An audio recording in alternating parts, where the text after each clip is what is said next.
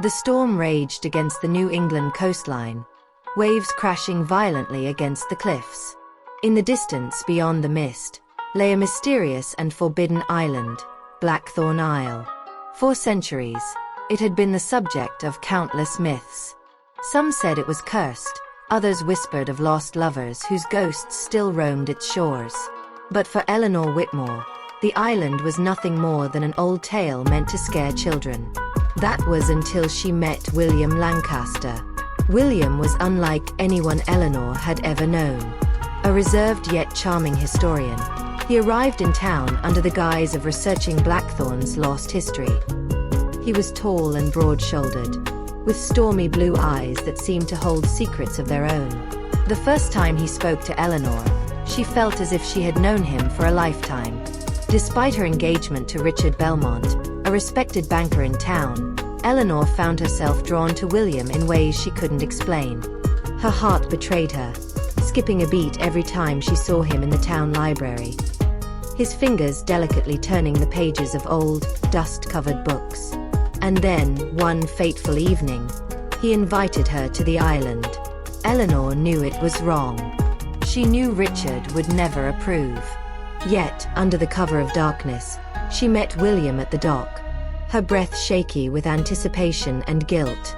His boat rocked gently against the tide as he helped her step aboard. "I need to show you something," he whispered, his voice barely audible over the crashing waves. As they reached Blackthorn Isle, an eerie silence enveloped them. The air smelled of salt and something ancient, something forgotten. Eleanor shivered, though whether it was from fear or excitement, she couldn't tell. They wandered through the overgrown ruins of what was once a grand estate. Ivy clung to crumbling stone walls, and the remains of a fountain stood lifeless in the center of a courtyard. William led her inside what appeared to be an old library. His hands trembled as he pulled out a leather-bound journal from the dust-covered shelf. "This belonged to my ancestor, Jonathan Lancaster," he said. "He was in love with a woman named Margaret Whitmore." Eleanor froze. Her own surname echoed in that forgotten name. "Whitmore," she repeated. William nodded. Margaret was accused of betraying Jonathan with another man. She was banished to this island, never to be seen again. A cold shiver ran down Eleanor's spine. The Forbidden Island was not just legend. It was real. And it was tied to her own bloodline. Over the next few weeks, Eleanor found herself meeting William in secret, drawn to both him and the mystery of Blackthorn Isle. Richard, ever busy with his work, never suspected her late-night strolls or the faraway look in her eyes. One night, as the moon cast silver light over the ruins, William and Eleanor stood near the old fountain. His fingers brushed against hers, and in that moment, time seemed to stand still. "We're repeating history, aren't we?" Eleanor whispered, her voice trembling with emotion. William cupped her face gently. "Perhaps fate brought us here for a reason." Their lips met, and the world around them faded. The salty breeze carried away their guilt, if only for a moment. But fate was not kind. Richard was no fool. He had noticed Eleanor's distant behavior, the secret smile she thought went unnoticed. One evening he followed her, his suspicions gnawing at him like a disease. As he watched from the shadows, his heart shattered at the sight of Eleanor in William's arms. Rage overtook him, and without thinking, he stepped forward, his voice like thunder in the night. "So this is where you run off to?" Richard spat, his eyes filled with fury and hurt.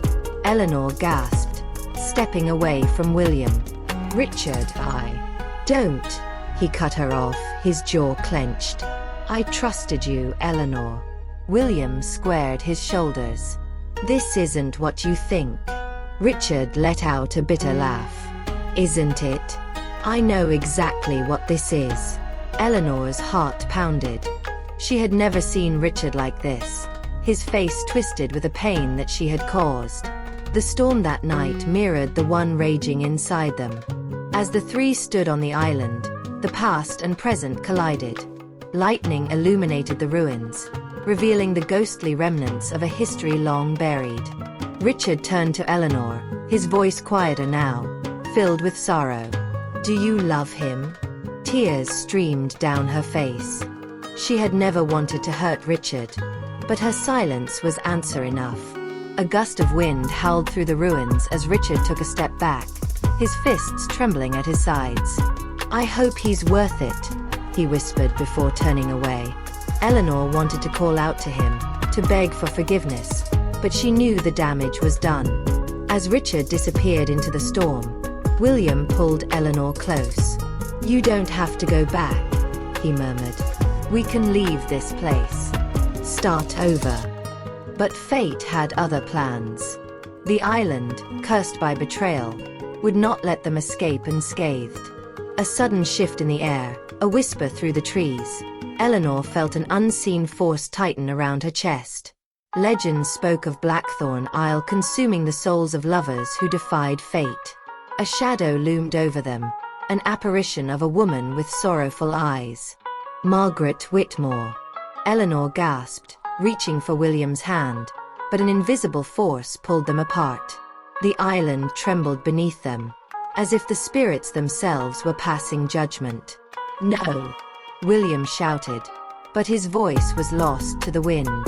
Eleanor's vision blurred as darkness consumed her.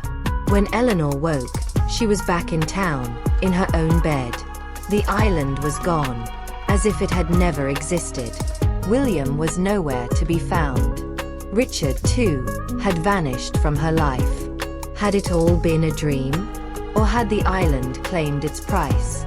Years later, she would hear whispers of a lone figure standing by the shore, gazing out toward the mist where Blackthorn Isle once stood.